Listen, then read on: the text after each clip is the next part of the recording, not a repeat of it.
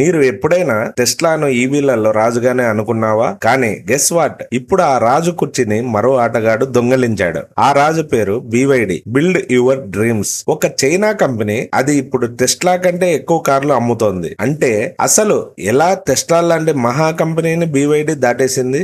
ఇది లక్క లేక స్ట్రాటజీనా? ఈ వీడియోలో మనం అదే తెలుసుకుందాం. How an orphan company from China killed the king of EV world Tesla. ఈ వీడియోలో మనం చూడబోతున్నాం BYD ఎలా మొదలైందో, టెస్లాపై ఎలా పై చేయి సాధించిందో, ఏ కారణాలు దీనికి బలమయ్యాయో, అలాగే భవిష్యత్తులో ఎవరు గెలుస్తారో. వీడియో చివర్లో నేను ఒక సింపుల్ క్వశ్చన్స్ అడుగుతా, మీ ఒపీనియన్ చెప్పండి. ముందుగా చిన్న back story. Tesla America company. Elon Musk ప్రపంచానికి ఎలక్ట్రిక్ కార్లు పాపులర్ చేసిన వాడు. 2008 లో టెస్లా రోస్టర్ తో మొదలుపెట్టి model S, model 3, model Y ఇవన్నీ ఈవీ మార్కెట్ నే రివల్యూషన్ చేశాయి. కానీ ఇదే టైంలో చైనాలో ఒక చిన్న బ్యాటరీ కంపెనీ BYD 1995 లో వాంగ్ చువాన్ఫు అనే ఇంజనీర్ ప్రారంభించాడు. మొదట బ్యాటరీలు, తర్వాత ఫోన్ల బ్యాటరీలు, తర్వాత ఎలక్ట్రిక్ బస్సులు, చివరికి కార్లు. 2023లో BYD ప్రపంచంలో టెస్లా కంటే ఎక్కువ ఈవీ అమ్మిన మొదటి కంపెనీ అయ్యింది. ఈ వీడియోలో మనం BYD ఎదుగుదలను 3 కోణాల్లో చూడబోతున్నాం. మొదటిది పాలసీ ఇన్ఫ్లుయెన్స్, రెండవది మార్కెట్ ఫోర్సెస్, మూడవది innovation strategy. Policy and incentives. China ప్రభుత్వం ఈవీలకు బలమైన మద్దతు ఇచ్చింది.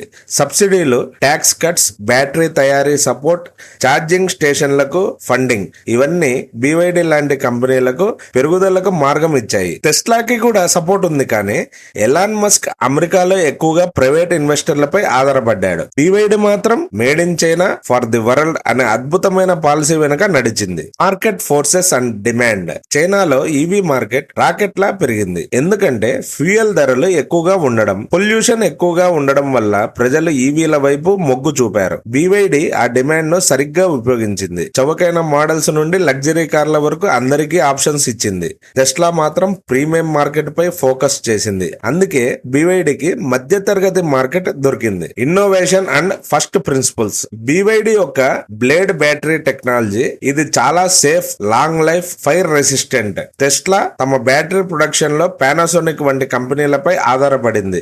కానీ BYD బ్యాటరీలు, మోటార్లు, చిప్స్ అన్ని ఇన్ హౌస్ లోనే చేస్తుంది. అదే cost cutting advantage. Result, Tesla ఒక మోడల్ రిలీజ్ చేసే లోపే BYD 2 కొత్త వేరియంట్లు మార్కెట్ లోకి తెచ్చేస్తుంది. ఇప్పుడు చూద్దాం నెంబర్లలో ఈ బ్యాటిల్ ఎలా ఉంది. 2023 Q4 లో BYD అమ్మిన ఈవీ వెహికల్స్ 5,26,000 యూనిట్స్ అయితే టెస్లా అమ్మినవి 4,84,000 యూనిట్స్. 2024 లో మొత్తం ఈవీ సేల్స్ చూస్తే BYD వచ్చేసి 3.6 మిలియన్స్ కాగా టెస్లా వచ్చేసి 1.8 మిలియన్స్. BYD ఒక profit growth 80% year over year పెరిగింది. అంటే BYD ఇక్కడ మోస్ట్ అఫోర్డబుల్. Global presence.